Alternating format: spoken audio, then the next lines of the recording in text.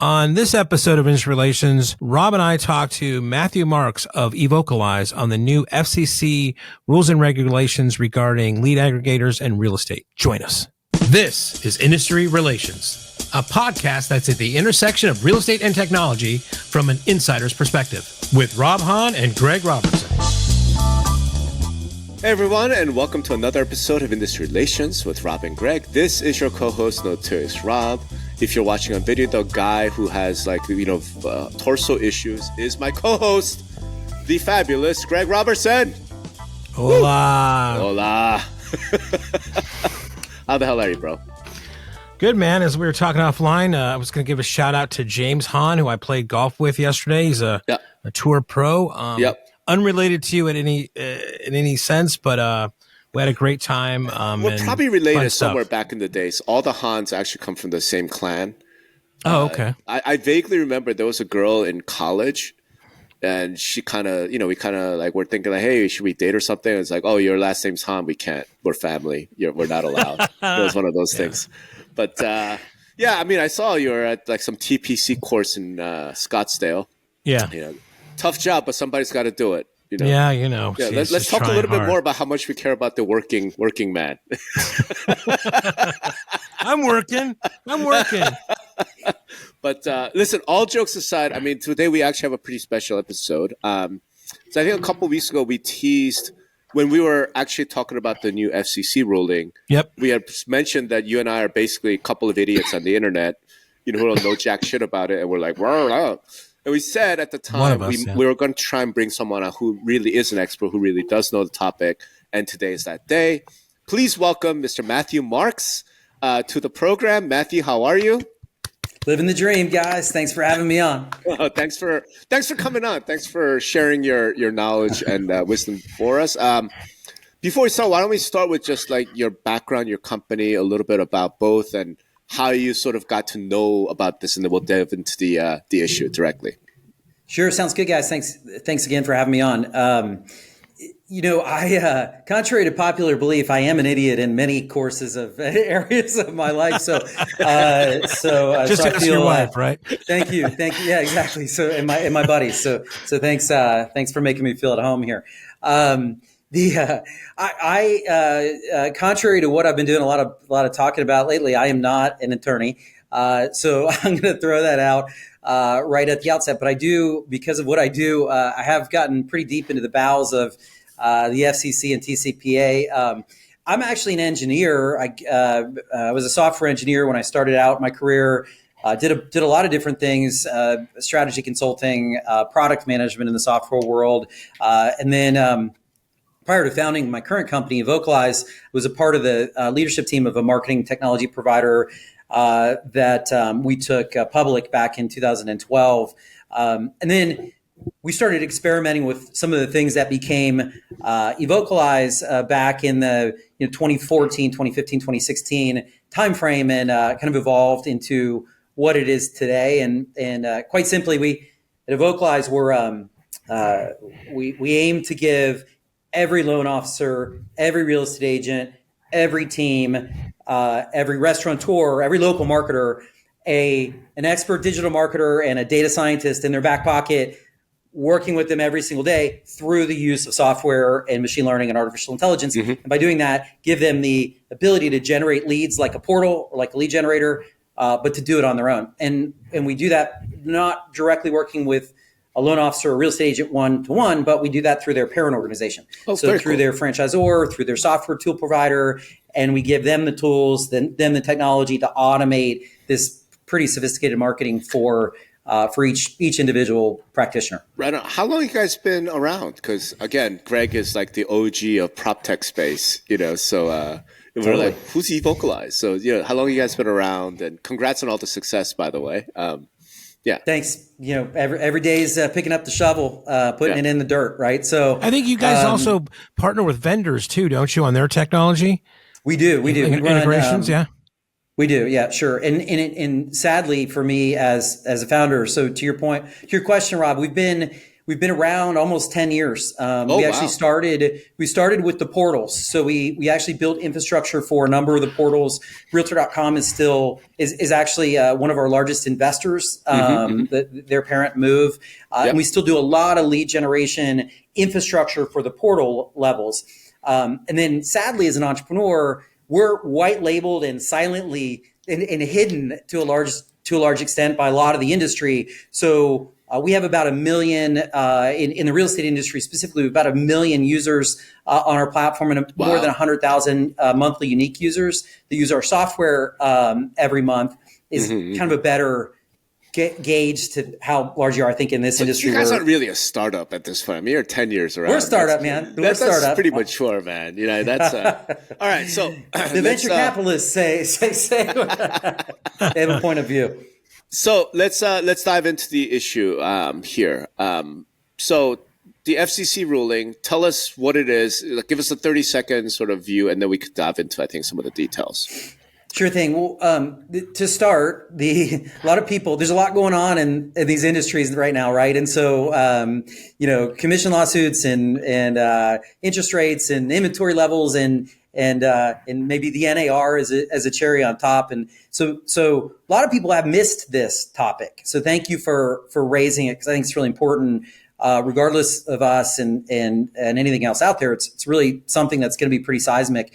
Lots of industries, not just real estate and housing, but at its core, the FCC has had a law. There's been a law in place that was passed called the TCPA, or Telephone Consumer Protection Act, that was passed way back in 1991, that is being changed. And so in order to understand the changes, you kind of have to understand a little bit about what went on and what the characteristics of the world were like when the TCPA was passed back in 1991, and then to understand a little bit about how it's changing and what impact that'll have on the industry. So I always like to start a little bit on just a couple minutes on history, not to bore people, but on what the TCPA is, if that's okay with y'all. Yeah, absolutely. Yeah. Let's start there. TCPA, let's start there. TCPA. Okay, so the TCPA was passed back in 1991, and it was meant to govern spam telephone calls that went to your house, right? Like this is the era where you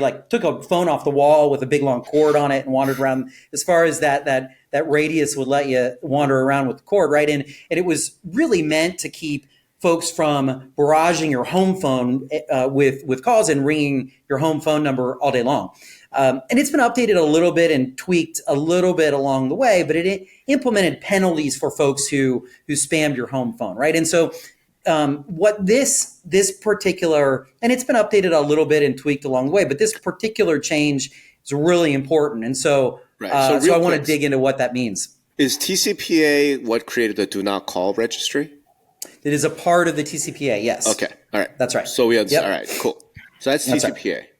Yep. And so, so I don't know if you guys are like me, but this cell phone, it gets texts and rings off the hook, right? And so the consumers, us, we, the people, got a little fed up recently, and so a couple years ago, the FCC started looking into how to curtail some of the spam calls that are now coming to this phone that's on your body 24 hours a day, right, as you wander around the world. And so trying to get a handle on why the spam problem has gotten out of control in the last few years. And so they formed a working group a couple years ago and have been working on getting to the bottom of some of the causes for this problem. And as they investigated, one of the things that they started to understand, and this is government, so it takes a little longer than most people to understand things, they started to understand that there was this concept called lead aggregators out there in the world. And so to understand what rules were put in place, you really have to understand what a lead aggregator is. So lead aggregator, for those who don't know the term, is just a generic term for the portals, marketplaces, comparison shopping websites that spun up that are comparing mortgage rates or comparing agents or looking at listings, right? And so these are all of the names that across lots of industries. Sure. It's not specific to real estate and mortgage. Lending Tree, Edmunds, yeah. Yeah. Totally. Lots of these names. And these businesses 10 years ago when they started spinning up would effectively do a bunch of marketing, collect a lead, get a consumer to come in from that marketing, submit their information, and they would sell it to a couple businesses or a few businesses related to the topic. So I might, if I'm a mortgage comparison website, I might sell that lead to a few mortgage lenders, right? Or, in the real estate industry, I might sell it to a few real estate agents. And so that wasn't so bad. It was maybe a little annoying when you got calls from a bunch of people at once as a consumer. But what happened is that became very profitable. So those lead aggregators learned they could take that lead and they could sell it not just to a few folks. They could sell it to 100, 150, wow. 200.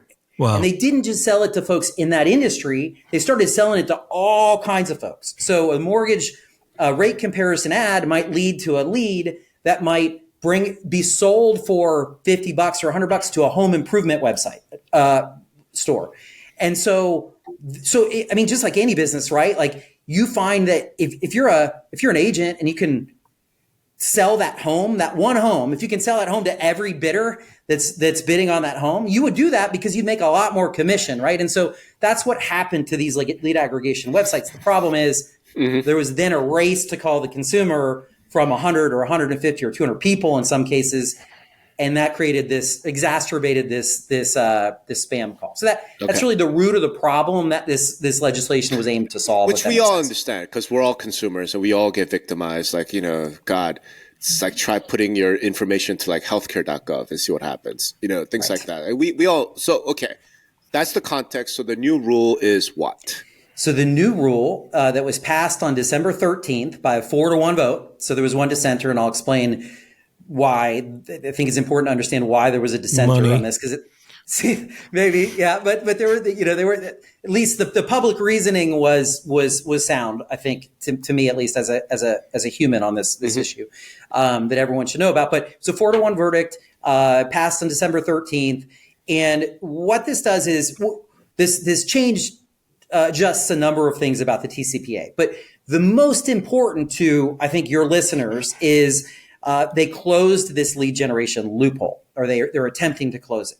And they've done a few things, two in particular, passed two new rules in this order that will go into effect or start to be enforced about a year from now. So December, January, the final dates are still being finalized.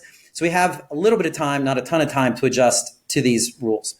The two most important pieces of change here. One, the leads have to have context, or the context has to be consistent on these leads, from advertising and marketing through lead capture into the lead sell. Meaning you can only sell leads related to the things you're talking about in ads and the whole process. So you no longer will be able to take a lead and sell it to a home improvement store or some other insurance company or whoever when it's related to a mortgage loan or real estate loan. So that's the first piece.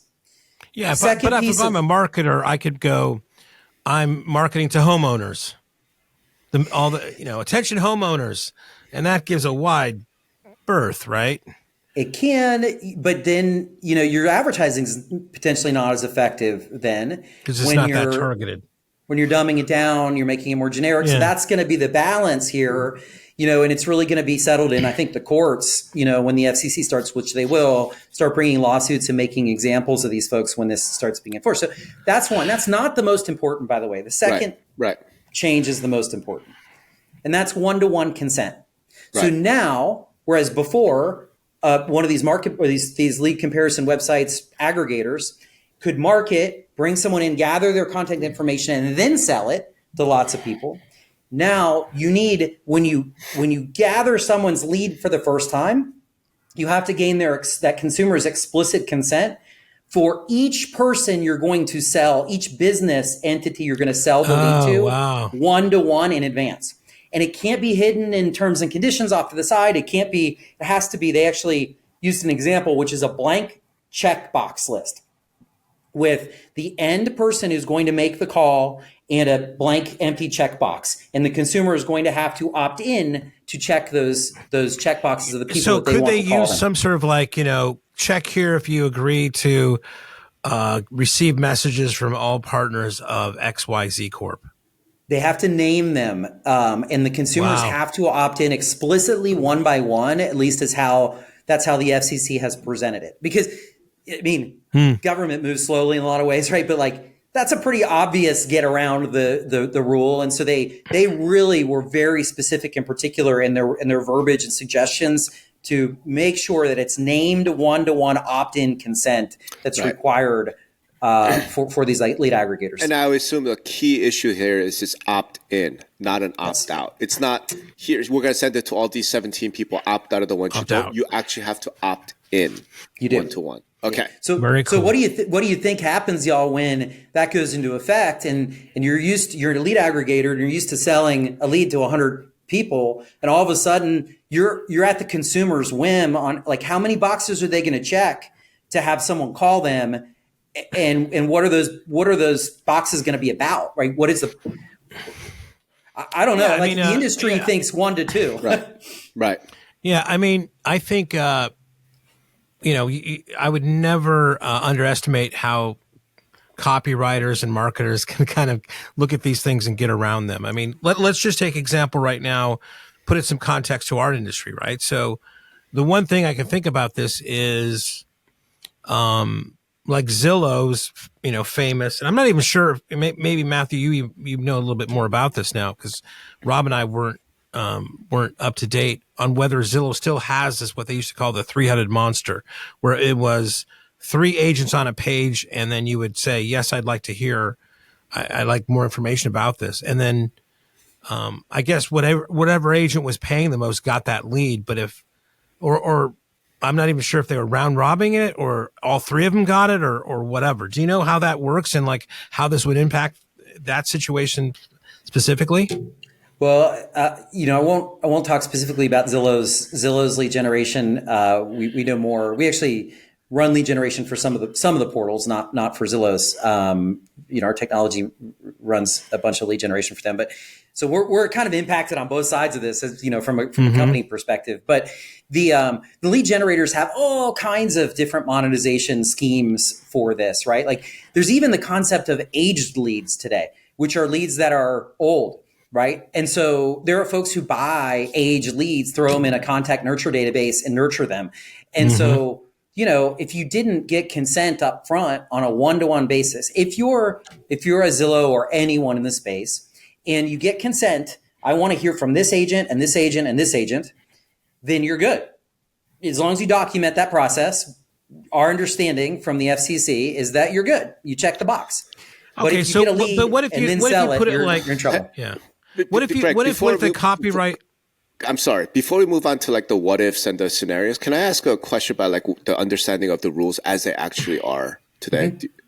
Let's actually spend a whole bunch of time talking about what ifs, but there's one key thing that I'm really curious about because I don't know the answer to this. Right? Sorry, Greg. But when I read that regulation, I read some of the law firms that were sort of talking about it. It seemed like they were saying that this only impacts automated tools, right? In other words, it impacts robocalls. It impacts like the auto texting technology.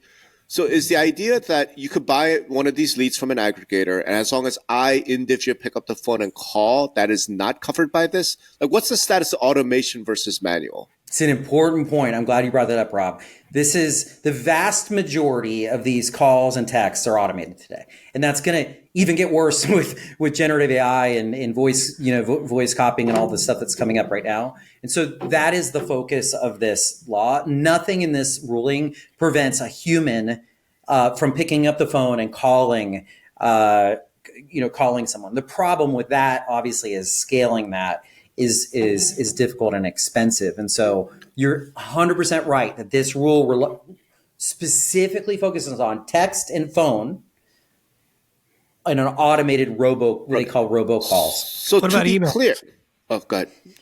Emails are not covered by this specific ruling, but I think one of the things I was going to mention later on, but I'll just say it in the context of emails, this working group is continuing to work So they didn't like make this ruling and go away. And there's a lot of indication that they're going to continue to pass and tighten some of these rulings. And there's been some rumbling of email being a part of some of this coming down. So if a consumer checks all the 5 people, let's say they opt into 5 different places, sources to receive leads from, so that person can get automated things, whatever. If the consumer only picks one, can the other 4 still call them manually?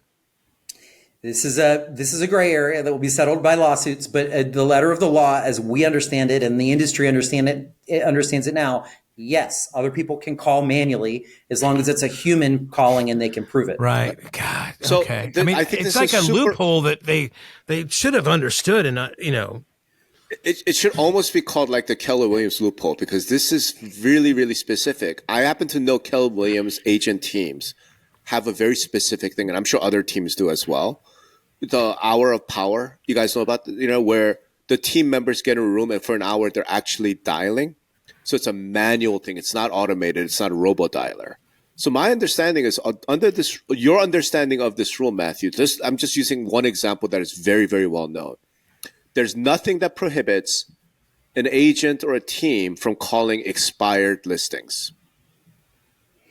That came off of the aggregator, which is the MLS, right? It's not a lead aggregator, but you could imagine, okay, hey, look, I go into my MLS, I pull up, here are 200 expired listings. I and my team can do the hour of power and physically, manually call those people or text them physically, and this rule does not prohibit that. That practice is still good. That is true as we understand it. If you're picking up the phone and calling someone manually, you're not at risk from this ruling as we understand it today. And if you get one-to-one consent, you're not at risk. Right. So let's take that to the next step. The next step then becomes this. There's no prohibition, as far as I can tell, from outsourcing the manual calling. Meaning, if I hired a call center in the Philippines, nothing about this rule prohibits that. That's true. There are some additional parts of this ruling, specifically related to the telecom providers, not this part of the lead aggregator loophole, that could affect that. In that the telecom providers are now being asked to. Being required to crack down on all, first of all, internationally originating calls and texts that they deem nuisance calls and texts, and also in some cases domestic calls and texts that are abusing the calling infrastructure. So that may be part of the ruling that's intended to kind of oversee that portion. But Rob, things. just having a little bit of experience in this, and maybe they changed this a bit, but the automation versus outsourced call center, the cost is huge. It's it's astronomical as far as the cost is concerned. So it's not, yes, some of these things are, you could do that, but I mean, the reason they're doing the robos and the email, all the robo stuff, is because it's cost effective on a cost per acquisition basis. Right? I'm just saying that the agent team hour of power thing, as far as I can tell, is not going to be affected, which I think is really good news for most of the people listening to us, because we are in the real estate industry. I mean, this is terrible news for like insurance companies, terrible news for like car dealerships, right? But where I thought you were going to is this kind of like gray area where, and you read about this. There was some prank calls out in New Hampshire where Taylor Swift was calling everybody to tell them not to participate in the primary there, right? Where an agent could basically have their voice cloned by AI, right? And AI can answer basic questions, and have a back and forth. I mean, like basically this Turing example everybody gives, like, and it's passing all that shit now. So we're in the way kind of thing. So if an agent, let's just say, digitally clones himself, right, and taps us into the corpus of data of like the MLS or their own blog or whatever, and has this kind of context where you could actually ask it a question and it could answer questions. And also that to me is, I guess it does fall into a digital robo thing, but it is something a little bit. Yeah, it's to me, it's a little bit.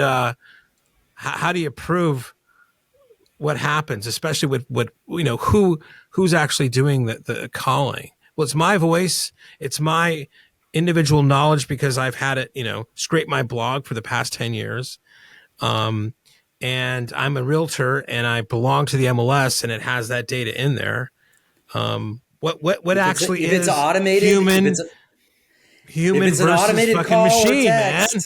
If the machine's instantiating the call or text, you're at risk, right? And so, and I'd also point out to the listeners who aren't following this as closely maybe as we are, there are a number of other specific AI laws by the FCC and other, even Congress, if they can get their act together, they're looking at passing specific laws about disclosure on and regulating when you can use copycat voice messaging and it's almost like it could be like an assistant thing, right? Where the AI bot basically calls and it gets it warmed up, and then all of a sudden you flip the switch. Okay, we got a hot one on line 3, right? And then you switch into the agent becomes that, right? Here's how I look at it, Greg.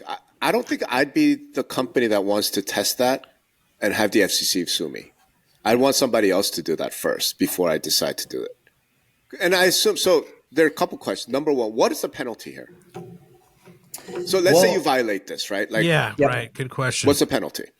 Yeah. So the FCC is still guiding on some of the penalties and fines related to this. So we don't. Nobody knows exactly what the penalties will be, but I think generally the industry, and we've spoken with big lead aggregators and brands in lots of industries, I think everyone expects the FCC to make some examples of folks and to have some 8-figure, 7-8-figure fines go out when the enforcement window starts for this thing. Sure, but that's making it like that. But that doesn't help from a rule standpoint. You need to know, okay, if you break this rule, here's what you can expect the penalty and fines to be. Because if it's a slap on the wrist, then you know what? As a company, just cost of doing business, no problem. 10 cents per violation, whatever, right? Just wrap that in. If it's, hey, if you're violating this, then it's $10,000 per occurrence or something. You know what I mean? Like, do we have any idea what the scale and scope of this penalty looks like? Yeah, I don't have the specific data on per violation. And again, I think it's some of that's still coming together as they finalize the filing of the ruling, which is they kind of issue the order and the effect date on December 13th. And then they're still working on kind of the mechanics of filing it officially. So some of those things I think are still coming together. But they signaled, even in the opinions, by the commissioners on the working group, they signaled they expect to be some pretty severe penalties. Okay, so one last sort of present day question that I think I want to turn to sort of some what ifs, right? I believe, if I remember correctly, that one of the exceptions to this rule is you can do this for existing customers and clients, right? So there's sphere of influence. Well, sphere of influence kind of vibe. Is there any guidance as to like how long that lasts? No. In other words, like if I go to a car dealership, I buy a car from them, they can automate to their heart's content to me, right? Yep. Like, is it like, okay, well, I bought a car from you 3 months ago, like, and you can email me and blast me about motor oil changes or whatever, auto warranty. Like, how long? Is it like 10 years later you can still spam me? Like, what is there any guidance on that? How they long did are not you issue guidance on the length of time, any kind of limit on length of time of existing customer, existing contacts that you already have. And they did not rule or mention anything in their commentary about going back in time to the contacts that you've already gathered. So, and I think that would have been a mess. Probably they realized that in some of the working group discussions. So, obviously, go ahead. I would just, not say caution, but just to say something. Why do you think that companies, before we get too crazy here, right? Why do you think companies do this stuff, Rob? Do what stuff? The this robocalling? Auto calling, robocalling, everything else. Because it works. It fucking works. No, exactly. So, these are businesses are not doing just to annoy people. It's because I remember going to, we used to go to this email marketing summit, right? And better ways of doing, email marketing and doing it the right way, permission-based marketing, make sure you have a clean list, you're getting permission before you, all the best practices of that. And even, but even going through all that, it's like, how you generate more business? It's like you send more email. Right. And it just seems annoying to you. You've got to do better at the content that you're delivering on that stuff. But a lot of this stuff does work. So I'm glad actually that, they're not putting a blanket kind of thing to like existing customers, because this is something businesses, vendors have to have as part of the way that they generate revenue. They just got to make sure that they do it in an effective manner. And if they're not going to do it in an effective manner, it's not going to work anyway. But here's the thing, man. Spam works. That's why spam exists, right? The Nigerian prince scams, they work. That's why people do them. So it's a percentage game on that stuff. Yeah, the fact that it works isn't a justification.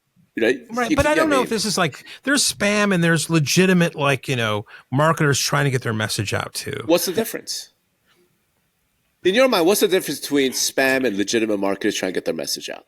Because this is going to be relevant to this discussion. The Viagra, spam emails that like are, with different fonts and like. Why is that spam for you? Is it just the appearance of it? What makes that spam? I think you can tell that they're trying to get away around. Let's hear from expert here. No, because you're trying to get around like the Google fucking spam bot, that's eliminating spam things by doing these little tricks and whatever. They know that this is like something that people are going to flag. I think you're focusing and they're trying on different ways of. I think it's context of the intent that you asked for outreach, right? So, like, if you think about the first part of the ruling that I first talked about, right, when the FCC came out, that's why I think they wrote the context part of the message, where if you're advertising rates, you capture a lead on rates, your messaging should be to the consumer about rates because that's what they wanted, right? And so, to me, that's like an interesting construct to your question about what is spam. To me, it's the difference between spam and legitimate marketing is I asked for the legitimate marketing in some fashion. Right? In some fashion. So, for example, I'm a big gun nut. I will go to stores and manufacturers, sign up for their email list. Notify me when you have some new product. That's not spam. Like, I literally want to know, hey, Smith & Wesson releasing a new... I want to know that. Here's what I don't want. I don't want them taking that and then selling it to some... fucking whatever, right? And now they want to sell me motorcycles or off-road vehicles because they're like, there's an affinity. People who are, gun nuts also tend to like 4x4 off-roaders. Motherfuckers, I don't want to hear about 4x4 off-roaders, right? Or Viagra. Or the anti-gun people. Right. If I went somewhere and say, I have ED and I want to know, like, tell me more about Viagra, discounts of Viagra. Guns. Tell me, that ain't spam. Yeah, that ain't spam. Like, it's...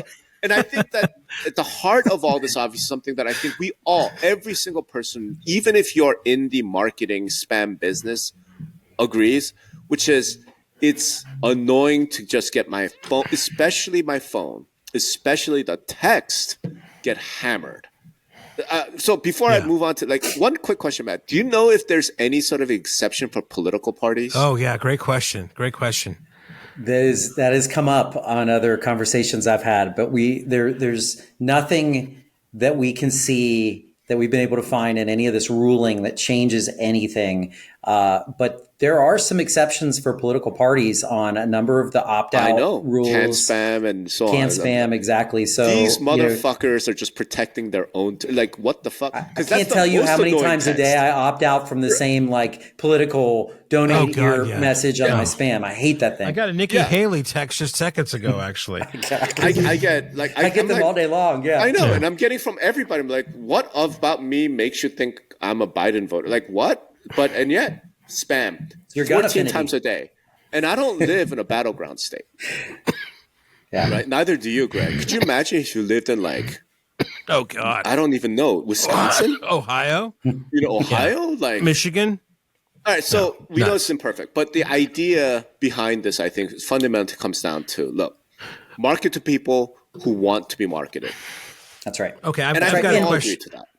Right? Yeah. I've got a we question think the leads quality will go higher with this ruling. No, totally, Right? Like if you're a consumer and you say, I want to hear from. Anytime you opt into something, it's going to be a higher quality lead. Let me ask a question, Matthew, and it sounds like you have some conflicts here to whatever, but overall, like not asking about a particular company, how is this going to affect the residential real estate sector? Not talking about mortgage, but like basically selling leads to agent. I mean, is this on a scale of 1 to 10? Is this like a 3 or is this like a 7 or 8? I mean, how big of a thing is it for, and let's say it. I mean, it is the portals, and I know you work with some portals here, so I don't want to, but overall, what do you think? Well, so let's think about like play this out, right? And so, okay, so you go from on average, let's just pick a number. No one really knows the answer to this, but on average, 50 times you were able to sell the lead as a lead aggregator, right? And so if you were able to sell that lead 50 times to lots of different people in lots of different industry, and now you're able to sell it between 1 to 2 times, right? The people that the consumer opt in and check the box to call you, right? What does that do to your business? Well, you make less money, because you're not going to be able to resell that same lead over and over and over again. But you have to stay in business. These people are smart marketers. They're big businesses. There's a lot of money there, right? And so they're going to figure out how to get the consumer to check as many boxes for people to contact them as they can, right? And maybe that's not 1 or 2. Maybe it's 5.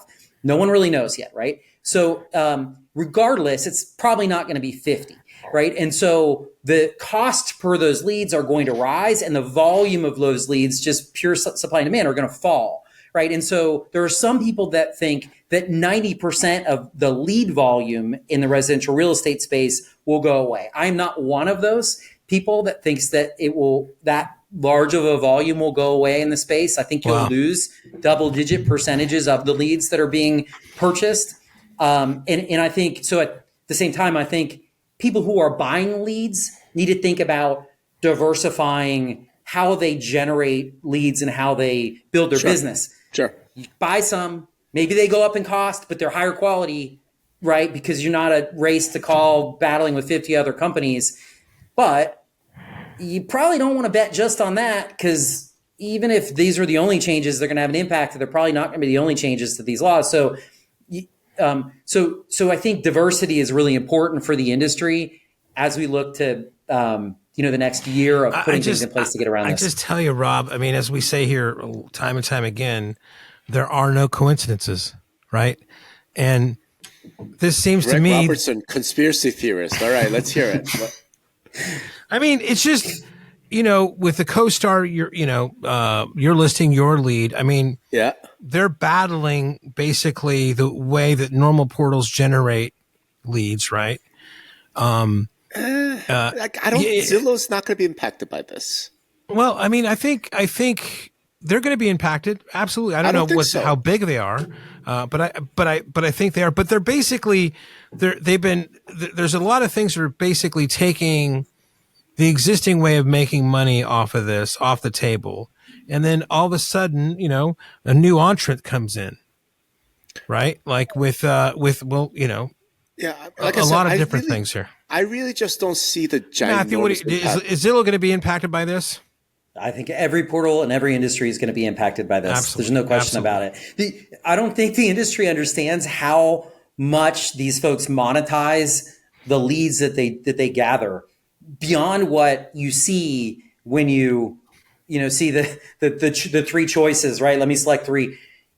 Think about it from any other industry and the greed that you have as a business to make more money. You're pressured by the public markets in a lot of these cases, right? You're going to stop at monetizing that lead. The lead monetization industry on these portals goes really deep. Sure. So their bottom lines are going to be hurt. Some products are not going to be impacted, but a lot of them are. I mean, I'm not saying they're not going to impact. What I'm saying is I don't think Zillow is going to be all of a sudden be like, okay, well, we need to scale down our revenue projections. Because here's why. A couple things. Number one, a big part of their Zillow's particular model, like Realtor.com, I think using who's the company they acquired? Opcity, right? Maybe Opcity has to, but my understanding of all of those is I'm a consumer. I go and say, hey, I want to tour this house.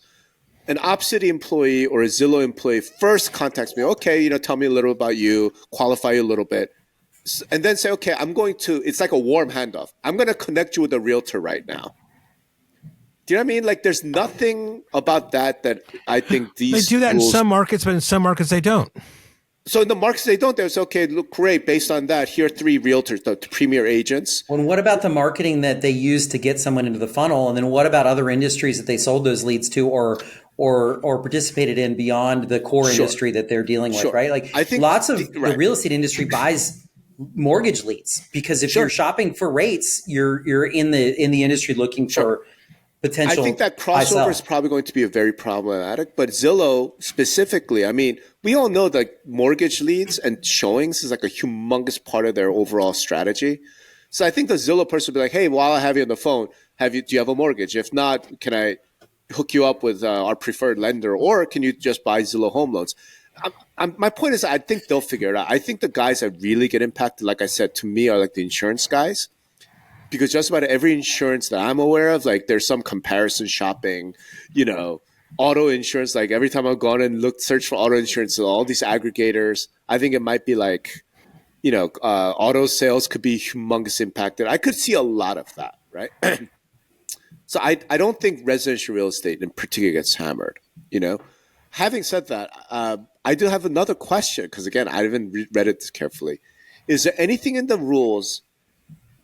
Actually, you know what? Let me ask in 2 ways. Part 1, who is penalized specifically with some of these rules, right?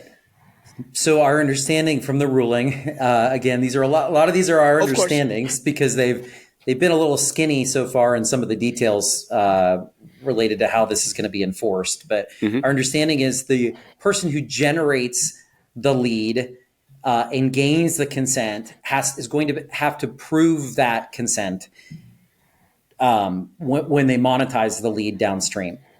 So they're going to have liability. Whether the small business that calls the lead has liability, we're not sure. We don't think they're going to be the initial targets of this from an enforcement perspective, but I think some of this is still, unfortunately, TBD, just because it's coming together so fast. You can see. That's a great question, Rob, because you could also see a black market emergence, a gray market, right? Where these companies will have all these things that they used to would be able, and then somebody on the back door is saying, listen, these are people, we're really not supposed to let these things go. Or, maybe it's not so nefarious as that, but there's going to be some guy that has access to a database and a buddy. And shit like that happens all the fucking time, unfortunately. Yeah. I'll come up with a couple of examples here, right? So some guy out there throws up a home value estimator website, right? Collect a whole bunch of leads. And the relevance is just type in your address and they will tell you what your home is worth. I mean, we all know this, right? Yeah. Okay. Today, you could take that person's, hey, here's the individual, here's their email. This is the property that they just got an estimate on, which is a clear listing signal. I'm going to sell it. I'm going to put it on a list and sell it to everybody, right? Here's how I see it. Number 1, right? Let's walk through case by case. I do that, right? Nothing changes. Every agent picks up the phone and manually calls. So the homeowner now gets hammered by 150 calls, but it's a human agent dialing my number at the other end. As far as I can tell, this rule doesn't change that. It has no impact. Right? That's true. But again, to Greg's point, that's a cost change that's at scale that's pretty significant for the industry. So yeah, you're right. But cost now becomes a barrier to doing that at the scales that we're seeing it today. Sure, but what I mean, okay, so then what it does is instead of selling to 150, because 50 of them use automated robo-dials, the other 100 are doing the agent team hour power thing, right? So maybe the price of the lead goes up a little bit. But my point is it doesn't stop that. The second scenario is, okay, I sent it. 50 of those guys use robo-dialers. I think what you just said, Matthew, is the 50 people who are using robo-dialers, they don't get fined. It's the guy with the HVE, home value estimator website, who gets fined because he didn't collect the one-to-one. That's where the FCC has indicated they're going to he's not going to sell those leads to that guy anymore, right? So that there's going to be shut off, right? I think and the other part is hold on, and I think there will likely be indemnification clauses. Like when I sell you a lead, if you use a robo-dialer and I get fined by the FCC, you're going to get. I'm coming after you for that money, right? So I think that's probably how they'll handle something like that. But going back to something that Matthew said, it's like the cost per leads are going to go up in this situation. So of course there might be a point where, agents are already being, squeezed. I mean, what is the flex rate for Zillow is like 40% referral fee. Yeah. I mean, so agents might not, the cost might be so much for to actually deliver these things that there might be a barrier to where they're saying, well, I'm out. I'm not doing this anymore. It's just too expensive. In this case, right? And then you add on, here's the other thing. It's a double whammy if you think about it, Rob, because what are they selling? Typically, they're selling buyer leads. Typically. And buyer leads don't have that cachet anymore as they used to, as being part of like you're going to basically automatically being compensated. Right. So that's a whole there are no coincidences, right? This is all coming together, Rob. It's some sort of master plan that somebody out there in Virginia's got, going on. Let me give you a third scenario, actually, of what we just discussed, right? The same thing, home value estimator, selling the list 150 people, blah, blah, blah. Except that this company is based in Singapore. Does the FCC even have jurisdiction to fine a company like that? How would they even go about it? You're getting beyond the international law aspect of that is beyond my level of expertise, Rob. Okay. I don't know the answer to that, but I do know that's one of the reasons that foreign entities and call centers, and that was one of the reasons cited for putting some more rules on the telecom companies to be able to put them on the hook to shut some of these things down faster. Right. I mean, again, the issue is none of us really know because this is brand new. Yeah. But this is amazing because, like I said, Greg and I are just speculating. It's great to have kind of your expert, insights into this. And again, expert in the sense that you've been in this space for 10 plus years, not that you're an attorney. So I suppose we really need a disclaimer. Yeah. I'm a retired attorney. Like, please go talk to your attorney before you do anything. Counsel. None of us are providing legal advice. None of this is any of that. Can I? Yeah. Go ahead. Sorry. Go ahead. No, I was just going to say one thing that I think we should touch on before we go is the opinions. We mentioned this maybe not affecting real estate and mortgage as much. I don't know that I buy into that, but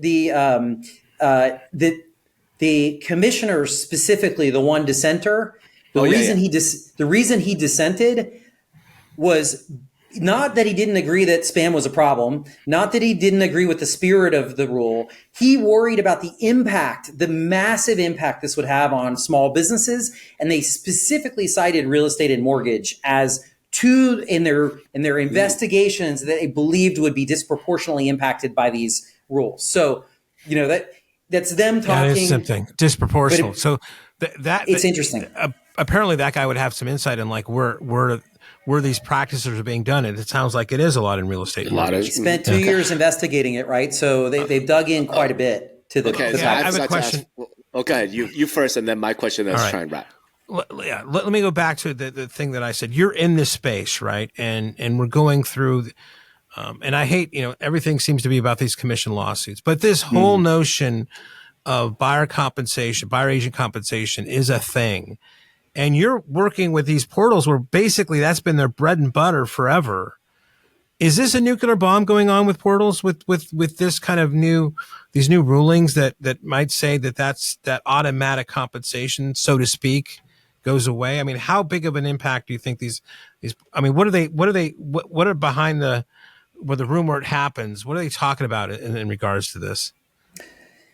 I think what I should say there is that there are a lot of smart people behind the scenes that are working on this stuff, and they're certainly not gonna be caught unaware of the of the buyer commission lawsuits in real estate, right? Like, this is not something that's surprising the industry at this point. It's been going on long enough that I think there've been plans in place for quite some time to deal with this. And I think if you look at some of the moves that have been made by the big portals in residential real estate, you can pretty quickly discern in some cases what their strategies are going to be. You guys touched on some of them with the Homes, CoStar positioning. Zillow has some of the things that they've done. They've been acquiring some companies and doing some other things there. So I think you can read that when you think about those in the context of not only the FCC stuff we've been talking about, the buyer commission lawsuits. These are not stupid people, right? And they have a lot of money, so they're taking steps. They've been taking steps for a long time to change to be able to deal with these things. So, I obviously can't go into any of the details that I may or may not know with any of our partners. Yes, but, you can, Matt. Yes, you can. Thanks. You can. Yeah, thanks. It's an open space here. It's a safe place. This is the trust private space too. We're just the three of us, nest. Isn't it? Yeah. No, but there have been plans, and they all have their own distinct strategies to go after it. It's definitely going to be a change. All right, so let me ask my final question, which is, as far as you know, is there anything in the rules about paying consumers for the opt-in?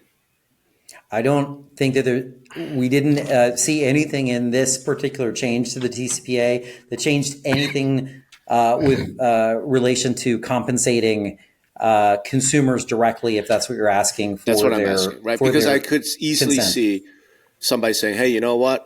Each lead that we sell, especially because lead quality has gone up, it's now like $100. Tell you what, you come in, it's like, again, let's not even use real estate. Subsidize the leads, basically. Right. Like, let's just say insurance. Like, I come in, I do an insurance thing, and then what pops up and says, hey, for every box you check, we're going to give you $10. It's an interesting concept. The thing that I would ask you, though, is what prevents fraud and like spam on that front, right? Like, you'd have to have some kind of construct that would ensure that someone's actually looking for something, right? Or you lose the whole intent purpose of this. You can have farms that are built up to just submit the leads to get the compensation. I mean, it's like somebody like selling their own blood for money. I mean, like you'll start these people that like sign up for everything. They'll get a separate phone number up. They'll get a separate email address, and they're like, go ahead. No, I never look at that anyway. I'm going to sign up for every time. Has a negative correlation to lead quality, doesn't it? Like if you think about, if I'm compensating you for your lead, do you really want that rate comparison, or are you just doing it for the $5? Right. Yeah. No, it does. But I was just curious about it because, we're just exploring the shape. That's what all these folks are talking about, by the way. Like ideation of like, how do we adjust? It's user experiences. It's all kinds of things that these folks are working on. Since we're running out of time, I suppose I wanted to leave this and let you have the sort of the last word on this, Matthew, because it is great for us to have your knowledge and expertise. Yeah, thank you, Obviously, you work with a lot of the big companies, like portals. You've been in this space for a long time. In your opinion, today, after hearing this, if you're an average broker, average agent on the street, what are, say, top 3 things you need to be thinking about or doing right now today? The first thing I do is I understand my exposure to buying leads, any leads. You don't always know the lead flow that generated them, but that's the first thing that I do is like how much of my business is dependent upon buying leads from third parties. So that's one. 2, I look at and ask a lot of questions of the folks I'm buying leads from about the exact flows and consent that's being captured related to the leads that I'm buying. 2. And 3, I look at, as I mentioned earlier, diversifying my lead sources so that I can control my own destiny, and I implement my own one-to-one lead generation programs, which you can do with software like ours and others out there. Yep. You can put your own portal level lead generation in there and get the leads from the same places the marketplaces and portals do, which is TikTok and Google and Meta and the places people are spending time online. So so those are the 3 things probably in order I would do if I'm a broker today. Yeah. All right. And by the way, man, thanks for coming out. If you want to tell people to call Evocalize, give Matthew a ring and see if he could help you with those 3 questions, please do. We are capitalists up in here. I love it. Thanks, guys. I mean, we would love to hear from folks in the industry. If you need help putting in your own lead generation system that works like the portals do, give us a shout. We're sales@evocalize.com, or Matt. You can email me, Matt, MATT, @evocalize.com. You can check us out on LinkedIn. I even built, if you check me, I'm Matthew Marx, MARX, like Carl or Groucho on LinkedIn. If you check me out, my profile, I've linked a chatbot that I built that I trained with the FCC regs, the opinions, a lot of things that we've curated in. It's not a substitute for counsel, and it will tell you that. But it's a GPT bot on from OpenAI. If you're a GPT-4 subscriber, you can ask it questions and it'll give you responses if you want to dig in more. And it probably has more insight than I do at this point. Very cool. On these rules. And so. when you use this bot and you give them your name, just make sure you check whatever box, Matt, because I'm kidding. All right, hey Matt, check the box. Thanks again. For your time and your knowledge. And thanks everyone for listening. Hopefully this was useful for you guys. I know I learned a ton. Greg, we could speculate further as to what might come. We'll have to kind of wait and see. Oh, I know what's coming. We have to see some of the details that the FCC is going to have to come out with, right? And then Greg will tell us nothing is coincidence. So some big thing will be coming. But in any Illuminati. event, thanks everybody. Thanks for listening. Talk to you next time. Listen, content is everything. Two Brothers Creative makes it look easy. Right now, business owners really only have two options. The first option is hire a big firm. Now, this big firm's going to come in, make you think that they invented all the algorithms, and start charging you thousands of dollars every month. You don't want to do that. Second option is to do it yourself. Well, that means you got to learn SEO, SEM, copywriting, marketing techniques on the web. You should be really focusing on your own product. But now there's a third option. It's called Content in a Box. Give Two Brothers Creative 30 minutes a week and they'll handle everything. Plus, they'll show you how to bring it in-house later on. They'll rebuild your marketing foundation and give you tools and techniques and a new marketing playbook that'll actually produce real results and help you grow your business. Two Brothers Creative will give you the confidence and know-how to tell the SEOs and SEMs and all those other acronyms to get fucked. You're in control now. Get started today at thecontentbox.com.